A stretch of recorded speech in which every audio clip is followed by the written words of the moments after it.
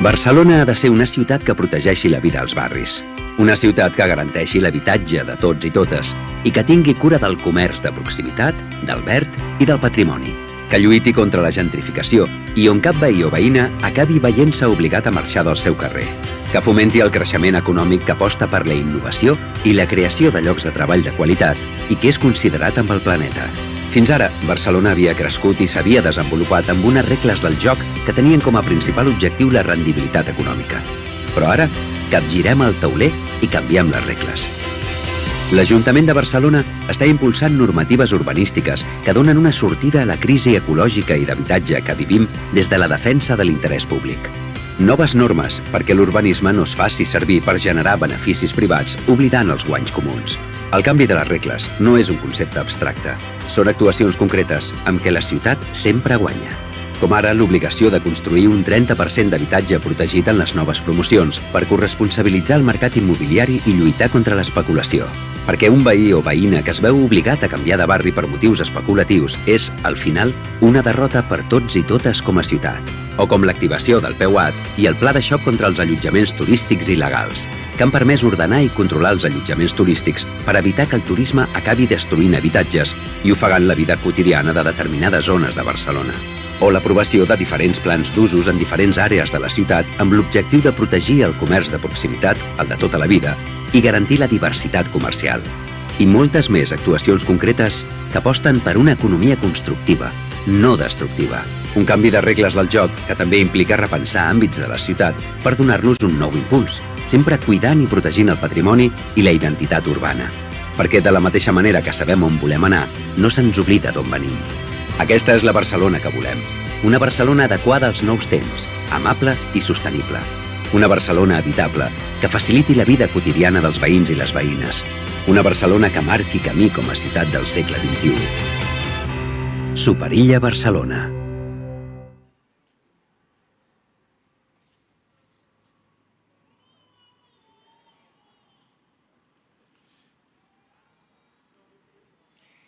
Hola, bona tarda a tothom.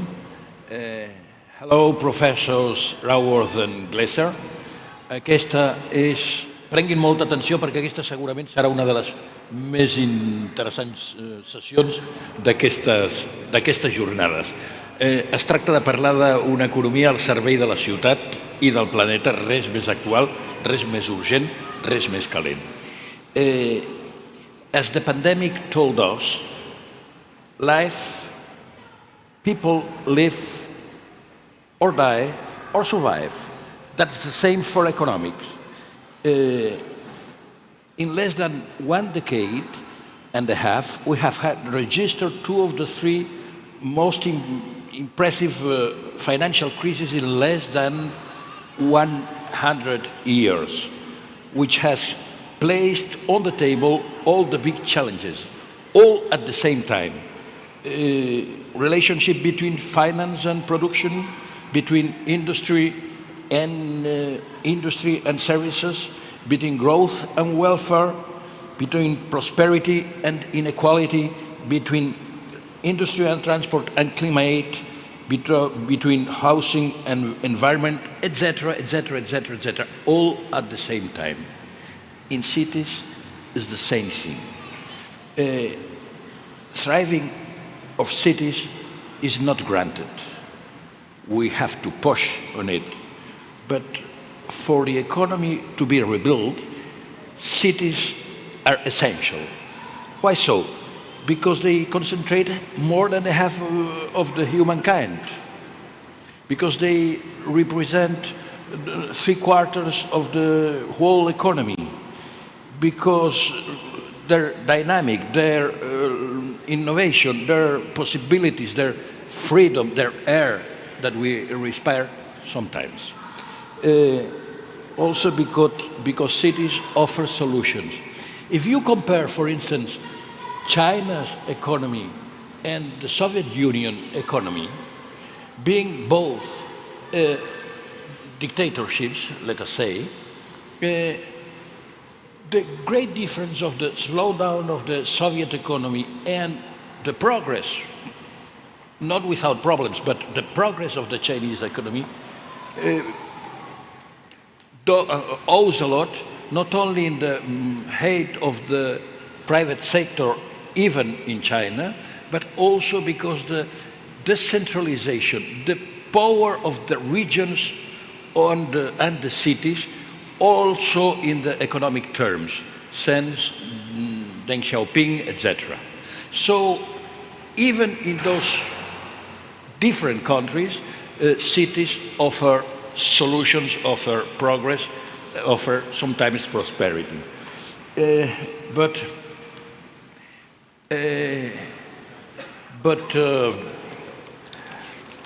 we have to recognize also that the solutions are not simple.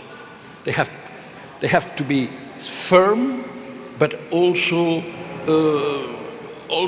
a bit sophisticated, because smart solutions are made by trade-offs, compromises, as Professor Gleiser says, are not mediocrity. A compromise is not a mediocrity, it's a trade-off, it's how to deal with different and opposed trends and to solve that, and consensus. We shall ask for those answers to enormous specialists. I couldn't imagine for this session more adequate speakers like professors which are with us, Edward Gleiser and Kate Raworth. Professor Gleiser is the chairman of the Department of Economics at Harvard University. He has taught microeconomic theory. He's an expert on state and local government. He gave an interesting report for Greater Boston, which is a city quite similar to ours. He has published dozens of papers, and he has published recently this fantastic book, Survival of the City, in co-authoring with David Kotler. I recommend you a lot because he opens a lot of space for discussion. And Professor Raworth, Kate Raworth, she titles herself like a renegade economist. He's the creator of the Doughnut Economics, l'economia del Doughnut, with this fantastic book from 4 or 5 years ago. He loves economy not just like an analysis, but also like a laboratory to make new designs and to cope with the needs of real people. She was a researcher at Oxfam, que coneixem bé en aquesta ciutat. She is a senior associate at Oxford University's Environmental Change Institute. She's a professor who teaches us how to archive old ideas and rethink everything, which is an exercise that even for aged people is very interested, and I recommend you. I would like to ask Professor Gleiser in the first moment, in the first speech. Nice to see you, even it's not face-to-face, person-to-person as you proposes in your book, Professor Gleiser. How do we recover from the pandemic slowdown? How to build the economy of the future? Could you give us some introductory ideas in this general subject? Afterwards, we will concrete most specific affairs. Thank you for your presence.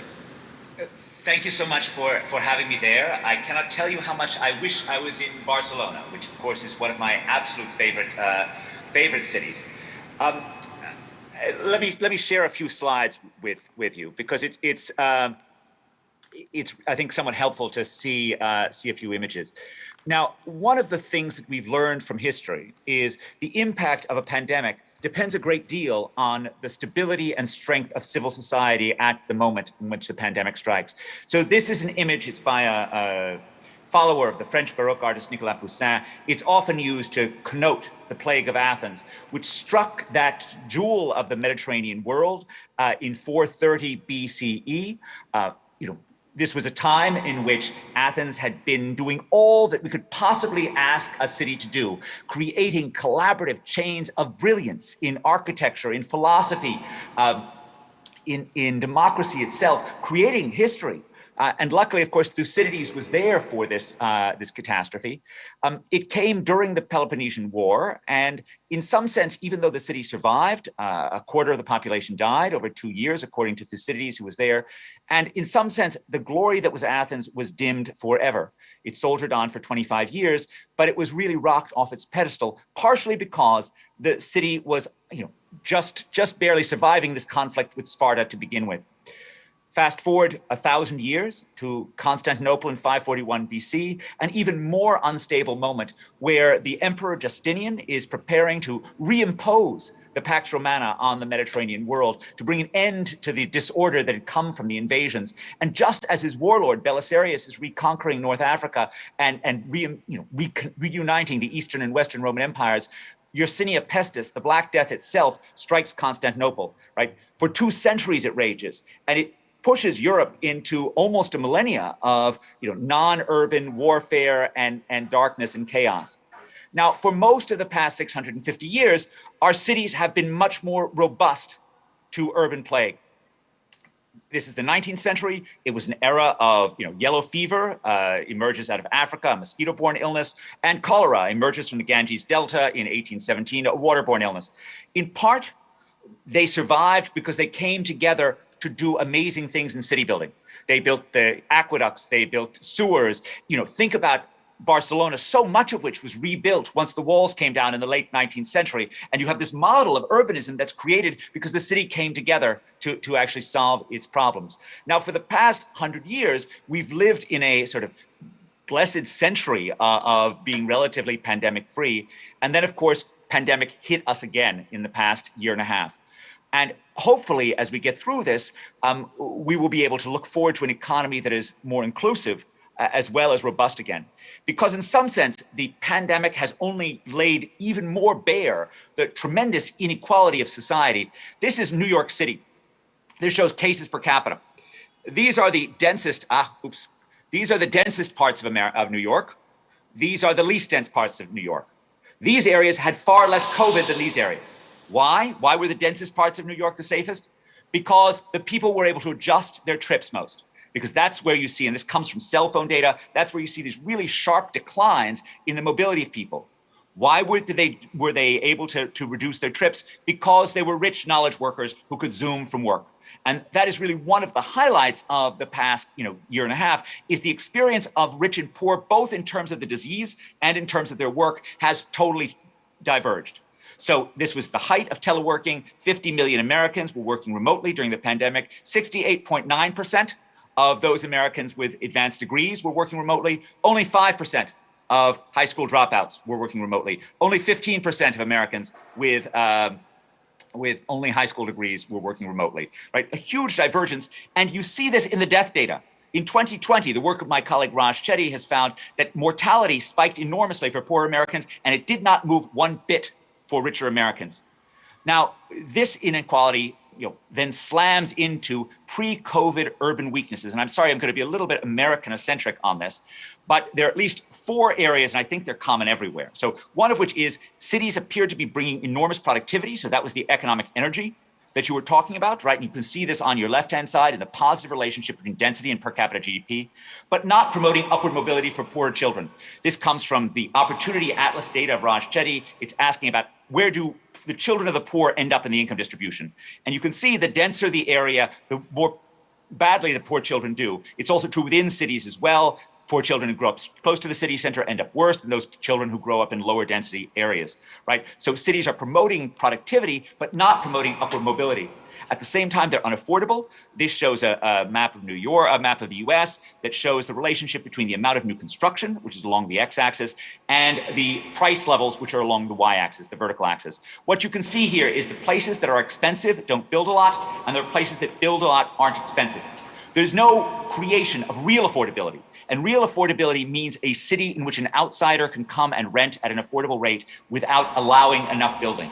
And yet for too often our cities, this is certainly a European phenomenon as well as an American phenomenon, has restricted their housing, protecting the views and the comfort of insiders and not creating space for outsiders to flourish.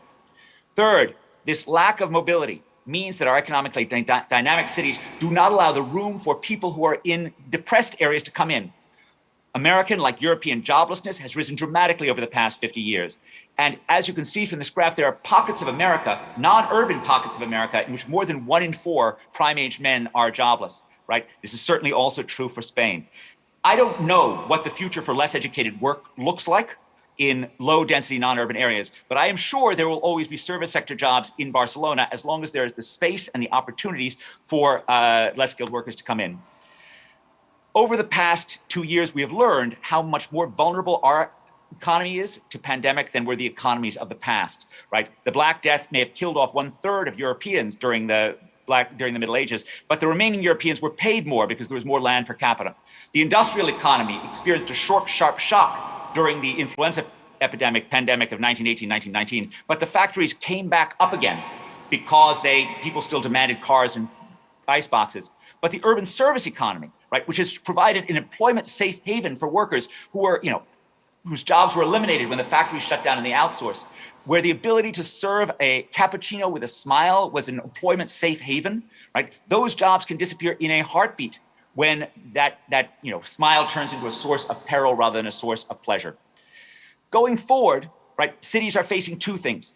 They're facing a urgent desire to do more for less prosperous workers.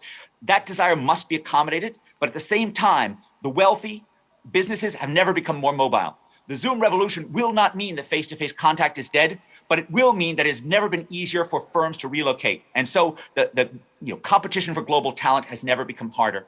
To fix this, cities are going to need to be smarter. They're going to need to be turned into opportunity machines that are geared around promoting possibilities for outsiders. This will require better schools, more experimental education that wraps around existing schools. This will require better policies towards permitting that particularly prioritizes the entrepreneurship of the poor. For too often, we've allowed the entrepreneurship of the rich to just skate through without regulation, right? Because it occurs in cyberspace, whereas we bind the entrepreneurship of the poor, right? We need to make sure that anyone can, with a good idea can get started and provide the jobs and opportunity that we need. And of course, above all, we need to make sure that this pandemic does not happen again.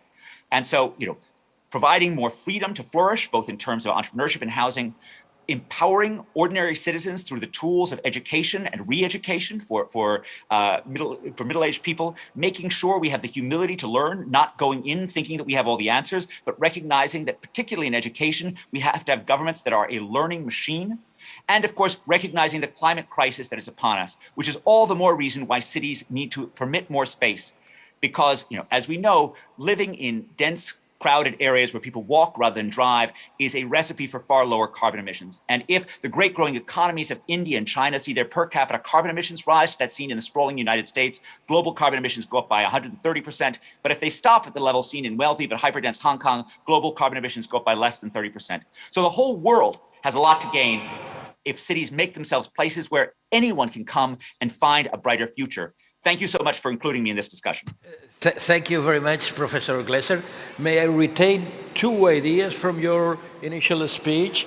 One is the enormous concentration of breaches of inequality in this COVID pandemic. And the second one is that the cities and the territories which exit with success from this kind of pandemics, they have to do it together and in this case, making special efforts in education and the ability to learn. If I don't miss any of your fantastic couple of ideas in so short time. Thank you. You're absolutely right. And let me just reiterate your comment from the beginning. Cities need to be, smarter. We need to not just, have stale arguments about more government or less government. We have to have better government. Yeah. It's not sometimes doing more or investing more, but doing it in a smarter way, as you proposes in your books. Now is the scenery for Professor Raworth. I'm delighted to have you here and very interested in your approach to how do exit from this big. We are recovering in in a way, but we have a bad heritage of this crisis, as from all other crises. What should we do in order to have a better exit of this crisis than in past times? Professor? Thank you. A pleasure to join you. So I want to start by acknowledging that we may be emerging from a COVID crisis, but actually the 21st century is full of multiple crises that are hitting us simultaneously, from the financial meltdown of 2008, with a very long tail of impacts on livelihoods, the climate and ecological breakdown that is the context in which everything is happening, and then the last year and a half of COVID lockdown. And I believe these crises emerge from the systems that we create, systems based upon the assumption of endless expansion. A financial system endlessly expanding will kick off a subprime mortgage market. A system of industry and energy use, endlessly using Earth's resources, will break down the climate and the web of life. And human settlements that endlessly expand into areas of wildlife, coupled with endless global travel, do create perfect conditions for a global health pandemic. I believe we need to change the shape in our minds of the shape of progress. The 20th century told us it was endless growth, and I believe it's not. So I believe we need to get into the donut, the green space here, where we meet the needs of all people within the means of the living planet. But humanity is living very, very far out of that balance, as all of the red here shows. Billions of people worldwide cannot meet their most essential needs. That's all of the red in the middle of the picture. And at the same time, we are breaking down the life support systems of this single, only known living planet in the universe. These 9 planetary boundaries. We need to eliminate all of the red from this picture. And let's remind ourselves that last century's economic theories, government policies, business models, and community action, none of them were designed to solve for this. So we need to reinvent them. Some see that as an overwhelming challenge. Some see it as an incredible opportunity. How do we do this? I want to bring us first from this global picture of all of humanity to some national donuts that you can see reaching from Malawi to China to Spain to the United States. Incredibly different national stories. Malawi, huge human deprivation without ecological overshoot. China and Spain, double whammy in the middle. The United States actually still with human deprivation because of massive inequalities within the US, but we see an enormous ecological overshoot, as we would with Canada, Australia, and indeed many European nations. So every nation is on a different trajectory of transformation. What we see here is that growth, the incomes rising, doesn't solve everything. It just shifts the problem. And so we need a new kind of solution other than merely growing. So how? I want to bring this down to the level of the city.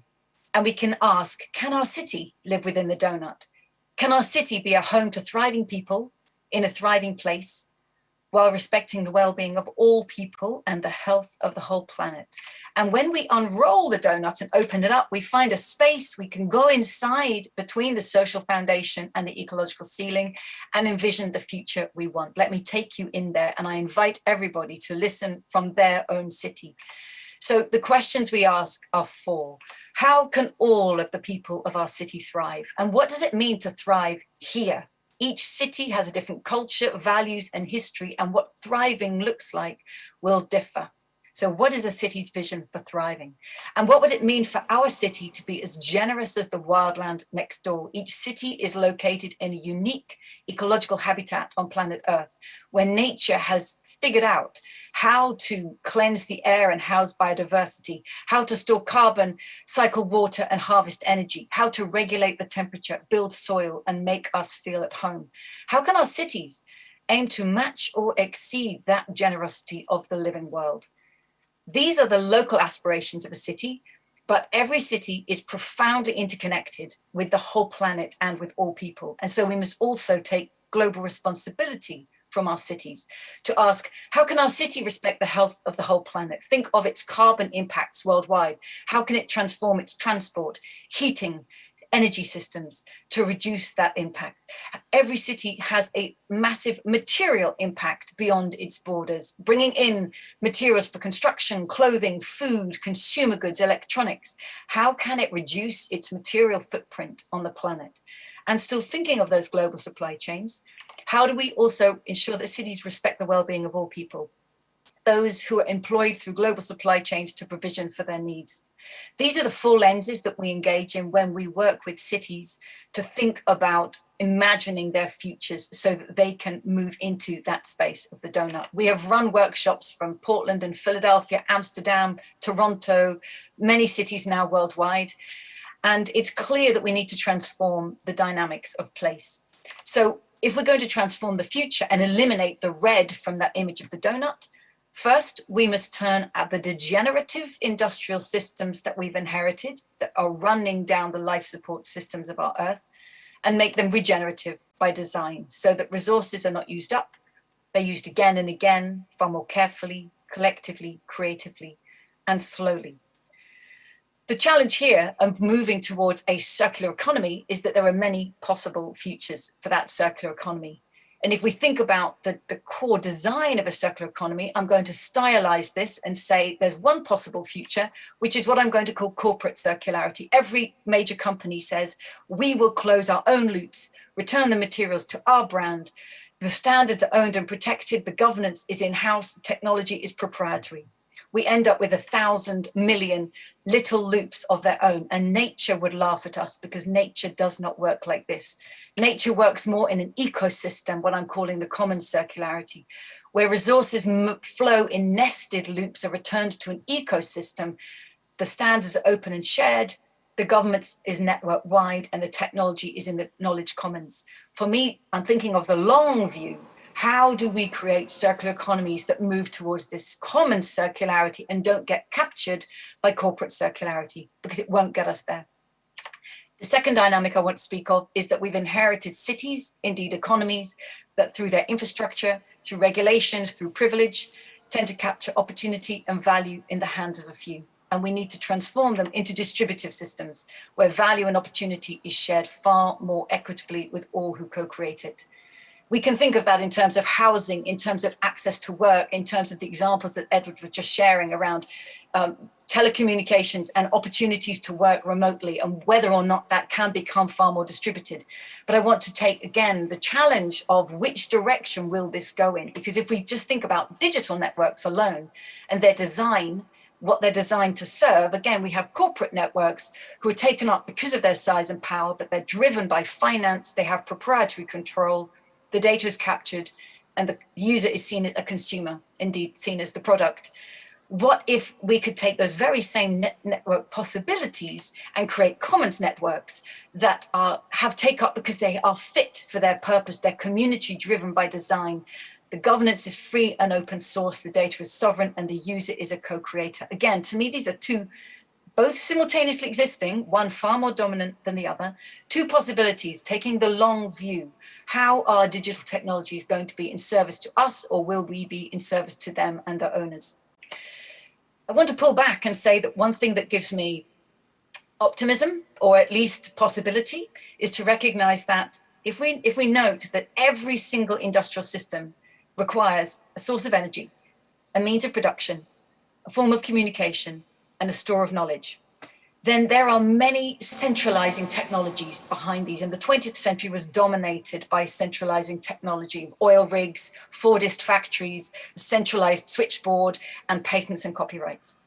And the 21st century is seeing the rise of many distributive technologies, energy networks, whether it's solar panels or wind turbines, production not bashing down, but building up 3D printing, communications in the hand of almost every person in the world, and knowledge through open source Creative Commons as well. What happens when we put these possibilities together? I think this distributive design, when we were actually to put these together, I think we can transform production in cities, but also transform production in rural and remote areas in a way that will bring unprecedented opportunity to people who currently don't yet have it. One of the spaces that I look to for the seed of that future are maker spaces, sometimes called fab labs, but they are maker spaces that are using regenerative and distributive technologies, small local production sites using local materials, downloading patterns from the Creative Commons of the internet. Now, what you're seeing here are Barcelona, Dublin, Amsterdam, Kamakura, and you're maybe thinking, well, this is all very well for high-income cities and high-income countries.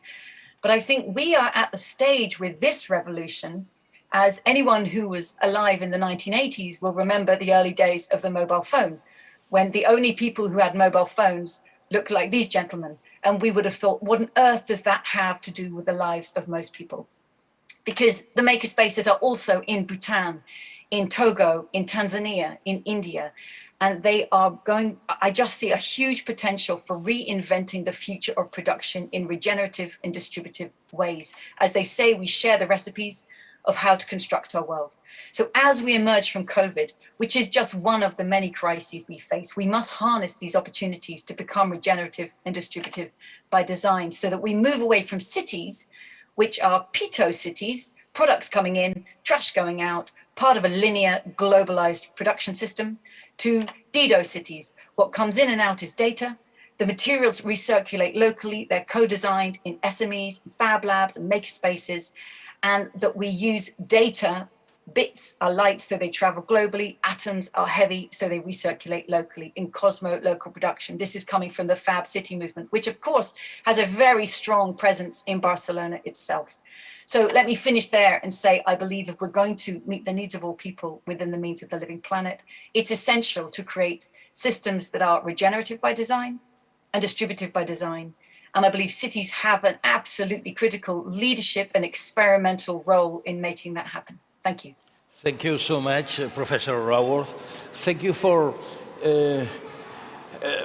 this approach to cities as very different realities, but common lines between them, and also a common mandate, which reminds me of the famous sentence from President Kennedy: "Don't ask you what the country is doing for you, but how do you contribute to humankind? In this case, how the cities contribute with a collective responsibility to do the humankind." And thank you also for this, for summarizing the idea of a circular economy, which is, I guess,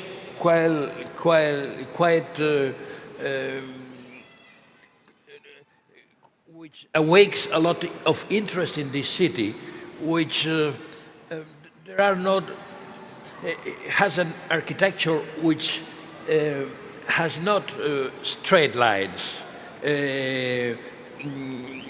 Gaudi's architecture and all of modern art is always circular, like nature. So thank you for this summary of the circular economy and the Doughnut Economics. Could I ask you for an aspect that after this terrible pandemic and financial crisis is important, I think, for all of us, both emergent and more developed countries, which is how should we bring back production to the cities. How to do so? Should we forget about traditional manufacturing? Is that dead? Which kind of production? Services mostly? Which kind of services? Thank you for your answers. Professor? Well, I think we have to divide production into two different visions, right? If we're talking about large, hyper-efficient production that's all about delivering, massive amounts of goods at low cost, that has virtually no place in the city. That type of production is very space-intensive. It's very machine-intensive. It's not, built on a human scale, and it's not really for humans. And so it will occur either in non-urban spaces in the West, or it will occur in other countries. Now, the kind of production that Professor Raworth was talking about absolutely has space in urban areas. And I think the one thing that slightly diverges in our viewpoints on this is I just don't feel like I have a very good ability to predict what the, urban entrepreneurs of the next 50 years are going to be doing. I think her vision is a beautiful vision, and maybe that will be the one that comes to the fore. But I know I've never been great at knowing, just where the urban creativity is going to come. And in fact, it's one of the areas that I love most about cities is their very unpredictability. But certainly, Professor Raworth's vision of manufacturing at a smaller scale and a bespoke scale is one in which, I can certainly see cities doing, and it may end up being an absolutely huge thing, as she suggests. But I think it would be a mistake to think that in any sense we're going to escape having cities that are very dependent upon urban service workers.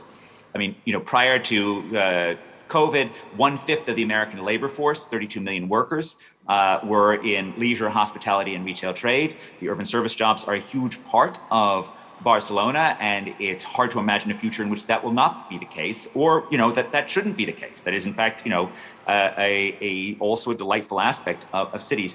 And so, in both cases, we need to have policies that are well suited to allow creativity in these industries, and that means we need to make sure that we don't overregulate, particularly the entrepreneurship of the poor, and it means that we need to make sure that we create the kind of skills that you need, whether or not just to thrive in a makerspace or to thrive creating your own cafe or some form of urban experience that we haven't even dreamed of yet. Professor Raworth, thank you. Thank you.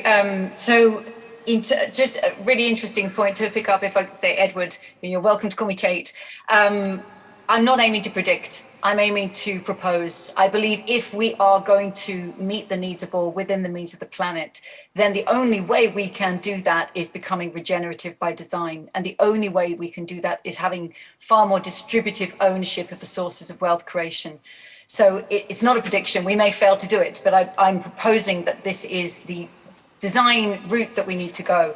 In terms of bringing production back into cities, let's take the biological side. Food production is absolutely coming back into many cities that are recognizing that there are empty land lots, there are empty rooftops, there are empty office buildings that were never filled with workers and are now filled with tomatoes and capsicum and lettuce.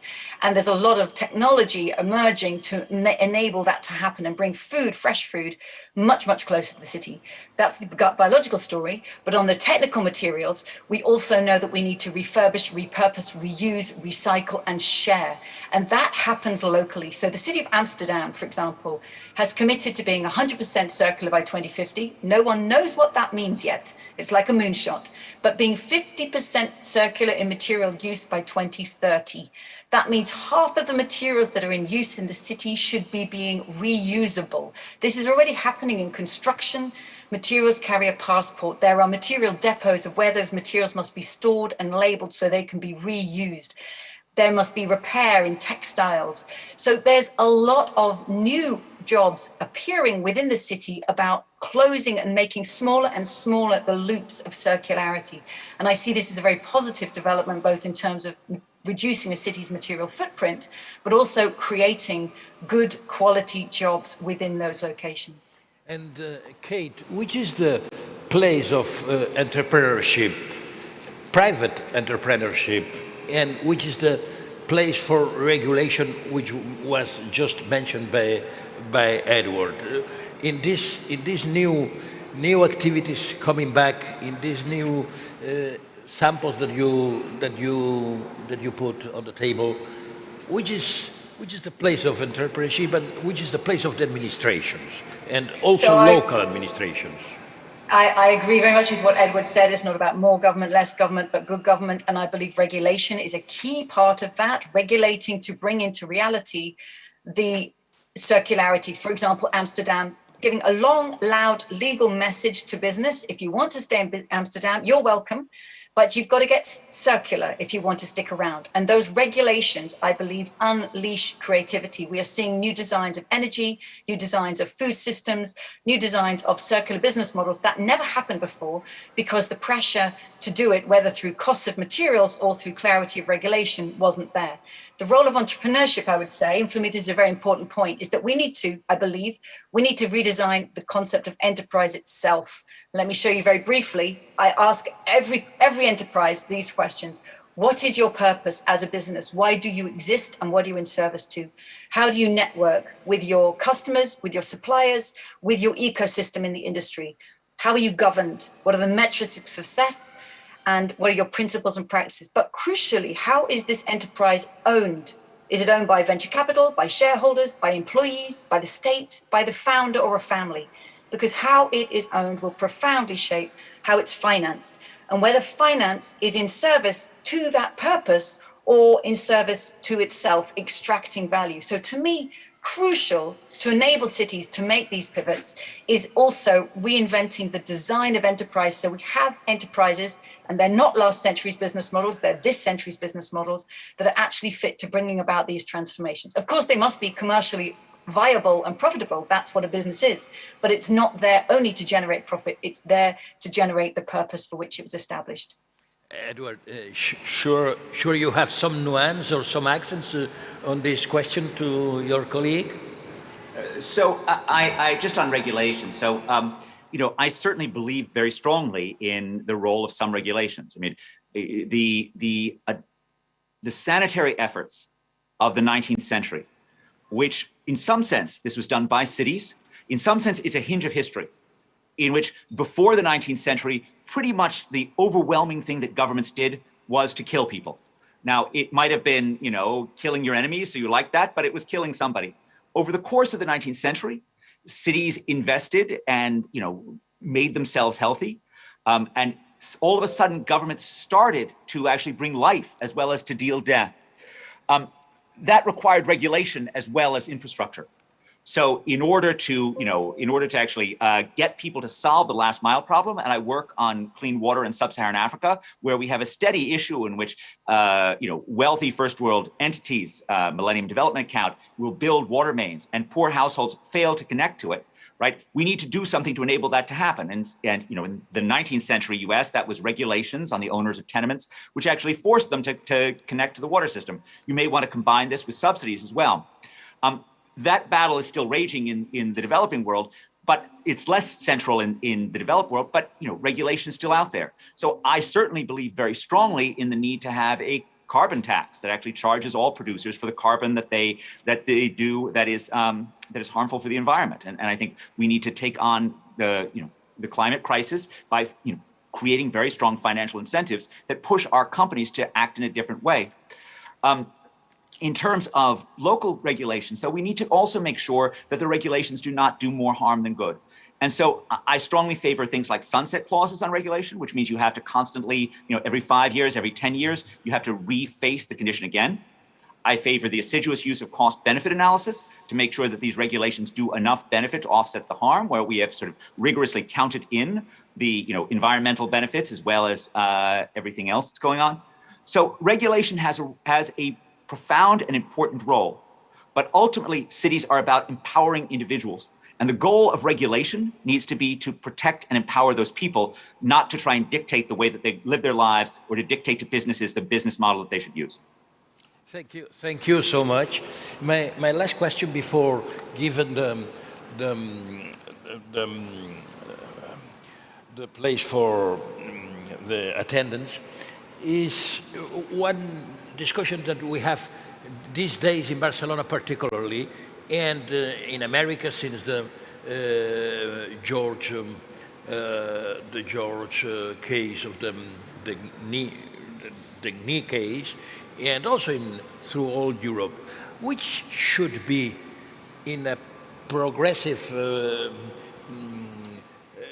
proposal the right trade-off between a sure city, which provides the policy of security for their inhabitants, and special cautious respect of individual human rights.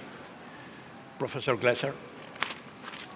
Oh, I believe it can't be either or. Our city streets must be safe, and it is a basic human right that every child of whatever income should be able to walk home from school without fear. At the same time, every young person, every young man mostly, needs to be sure that the police are going to treat him or her with dignity and respect. Right? We need to demand both things from our police force. Now, there's a famous mantra usually attributed to the management guru Peter Drucker that what gets measured gets managed. And in order to get measurement of respect and decency, we need to make sure that we're actually asking people. We have independent agencies that actually regularly survey people on their interactions with the police. Are they positive or are they negative? And we need to fire police chiefs who fail to deliver on positive outcomes. But it's very important that we not think that we're going to get this on the cheap, right? If we want our police to do more, that's going to require spending more on the police. So the view that there's some magic bullet here, which is defunding the police, we know what happens when the police are stopped to do their duty. Poor children, African American children, die, and they die in large numbers. And we must have a policing system that is both smart, effective, and humane. And to do that, we're going to need to have serious oversight, serious measurement of both outcomes, and the resources that are needed to implement it, and at the same time the accountability and oversight, so that we fire police chiefs who don't manage to make this happen, and that we punish those police officers who are abusive to anybody. Thank you, Kate. Could you add some mechanisms or idea to ensure both necessities in the cities? Well, I'll just add on the point about policing. I think before bringing police in is, of course, when we're trying to solve a problem that already exists. And I think much more investment needs to happen at the level of communities, community wealth building, community autonomy and agency in defining their own neighborhoods, so that we prevent rather than spend money only on bringing, I'm sure Edward's not suggesting that, but more, I believe much more needs to be spent in many, many cities and communities on preventative measures that bring autonomy and agency to the community, so that less policing is required in the first place. But I want to we were talking about human rights in cities, and I just want to remind ourselves that cities, especially in the global north, where many of us are speaking and listening from today, have huge footprints beyond their boundaries, and they have a huge material footprint and a huge climate footprint. And in that footprint, we are literally undermining the human rights of people on the other side of the world in terms of causing climate breakdown and ecological breakdown through the extractive and consumptive basis of our cities. And so if our cities want to respect human rights, it must be not only of the inhabitants in the city, but we must massively reduce our pressure on the planet to respect the rights of all people and the health of the whole planet. Thank you so much, professors. I would like to introduce, before any additional question, to Tamara Streefland, which will present a pioneering example of circular economy of the company metabolic program, connecting urban professionals around the world. Tamara is also she's a scientist with a long experience in collaborative urban design processes and how to integrate knowledge on ecological impacts with creative solutions that engage novel technologies and are sensitive to social issues. Tamara, please. You have the floor. Thank you. Thank you for that introduction, and thank you for having me. I'm going to share my screen and briefly explain a little bit on what Metabolic is doing. I hope everybody can see this. As Kate already mentioned just now, cities are growing, and to fuel that growth, we are using these extractive economies. We take a lot of resources, we manufacture them into products, materials, food, buildings, and then after we're done with them, we use a lot of these we waste a lot of these products, causing emissions and waste. So cities far extend their footprints. Although they cover only 3% of the global land surface, they take up more than 60 to 80% of all global resources and emit the bulk of what we emit as a global population. So that causes a lot of impacts. We're crossing the planetary boundaries, and this is like impacting already marginalized populations most. And not only populations, also other species and ecosystems, not only within our cities, but also outside of our cities. So this is not a tenable model for our future. We need to move to a different future, a city in which we can live within the planetary boundaries while providing enough resources to our populations and dividing them in a just and equitable way. One way of doing that is a circular economy. So Metabolic is an ecosystem of organizations working towards this. So our mission is to transition the global economy to a fundamentally sustainable state. And to achieve this, we have a couple of kind of tools on our tool belt. We give advice to governments, businesses, and NGOs. We also create collective knowledge with our think tank. We build ventures because sometimes we come up with solutions and we feel that it's important to shoot them into the world. So we have a lot of spin-offs. For example, a company that works on smart energy solutions and smart grids. We also create software to amplify data solutions and scale up. And we have a foundation that works with local maker labs. But although we're quite big now, we're working in a lot of different countries and in contexts. We started small. This is a picture of a brownfield site in the north of Amsterdam. And 10 years ago, we won a tender together with our partners issued by the municipality of Amsterdam to transform this site into a creative place where local businesses and communities could thrive. What we did is we developed, like one of the things that we wanted to do with the space is leave it cleaner than we got it. And we set out to develop a living lab that showed what the circular economy or a sustainable place could look like. So this is entirely off the grid. There are 14 houseboats connected by a smart grid. They exchange energy. They're off the sewer, and there's lots of local companies that are working here together. So we use this space to experiment with new technologies focused on a sustainable city, not only high tech, but also low tech. And what we do is by showcasing that, lots of people come to this place. It also has a restaurant on site. We show what a circular economy could look like in practice. And the thing that it also did is it showed us really what you need in a city to drive change. So experimentation and learning from that about different enabling conditions, such as policies, zoning, financial mechanisms, and business models. So this is really our living lab in which we started. And then we saw that it worked as a catalyst. This is next to the Keuvel, our living lab. This is Schoon Schip. It's a project that we've worked on after that, and it's basically the first resilient or the first floating neighborhood in Europe, and its aim is to be the most resilient one. It's also entirely off the grid. The exchange energies are connected through a smart grid, and there's a really big community behind this. Really creating a lot of new solutions in terms of using commons around there. Once we've worked on Schoon Schip, we worked with the neighborhoods. We developed a vision for the neighborhood in the north of Amsterdam, then scaled up to working with the city of Amsterdam.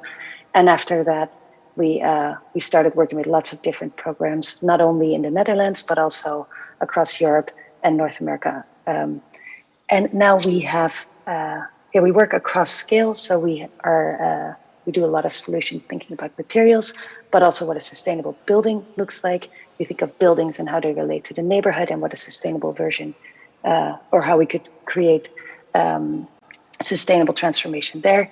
We work with cities and developing strategies for different players, industries, but also for city governments. And we, of course, look at regions as well. Our approach is as follows. We always start with understanding where a city or a building or neighborhood is now, to understand, because if you don't know where you are, it's very difficult to determine where you want to go and what the journey is to get there.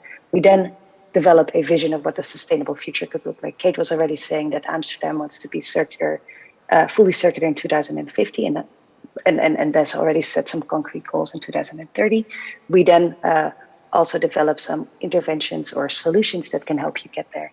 But one of the things that is very much in our DNA as an ecosystem or company is getting towards implementation. And this is where it gets harder because it takes longer. So we work with cities and stakeholders long term to also help them drive the solutions that we propose forward.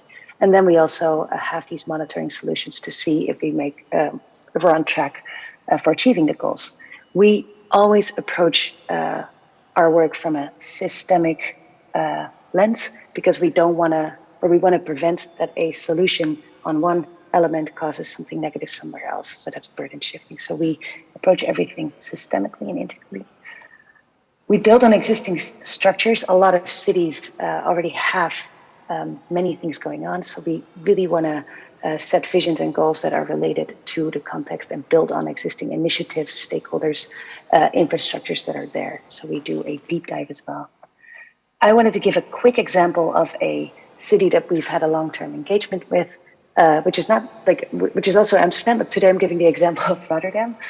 In 2017, we worked together with a large constellation of stakeholders on creating a circular economy strategy for the city. We've worked on different sectors, including consumption goods, agri-food, but also healthcare, and the built environment. So this is a material flow analysis. It's one of the tools that we use to understand what kind of leverage points we can identify to make most impact on achieving our vision. So zooming in a little bit, on the left side, we see all the materials that go in. On the right side, we see everything that is wasted. So what we saw in Rotterdam is that the majority of building and demolition waste is downcycled. That means that it's not living up to its full potential. Instead, it's used for something that is less valuable.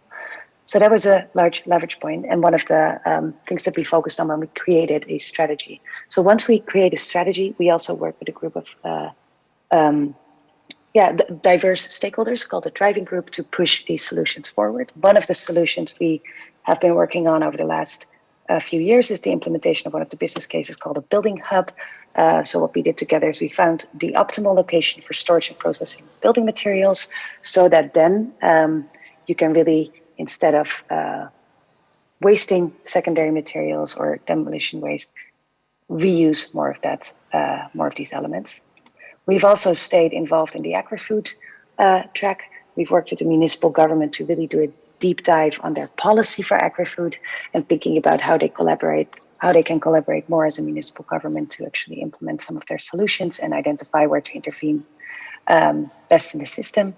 And finally, we're also working with them to develop monitoring tools to achieve or see what kind of progress they're making to achieving their goals long term. This was all I had to say today. Thank you. Thank you so much, Tamara. Sure, we will be able to organize a visit to some of your most outstanding projects. And because this is a circular and not a vertical session, we shouldn't finish without giving the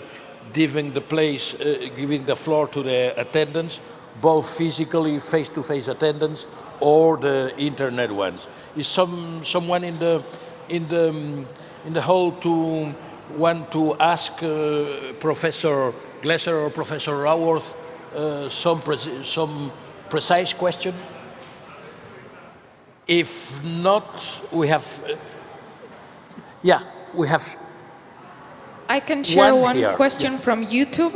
I'm here monitoring the comments, and I think we have time for just one question. Yes. And they asked, do you know of any model for decarbonization of cities that, in addition to the environmental and climate benefits, is based on productive economy for the economic return on investment? I think that's for Kate. I'm going to reply in slightly less technical language. I think every program of decarbonizing cities needs to not only reduce that city's carbon footprint, it needs to reinvest in the local ecology, reinvest in trees and urban spaces. It needs to create jobs through, for example, insulating houses, through creating jobs in the circular economy, which also massively helps decarbonize a city.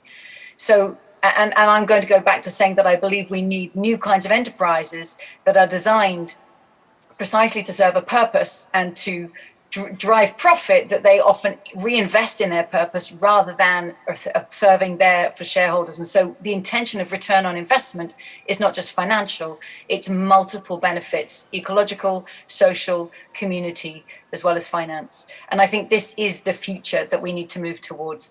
Multiple benefits in all of our efforts, because we have to take a holistic approach to this. And that's why we use those 4-lensed frameworks with cities to enable them to see the whole rather than just the part. Professor Glasser?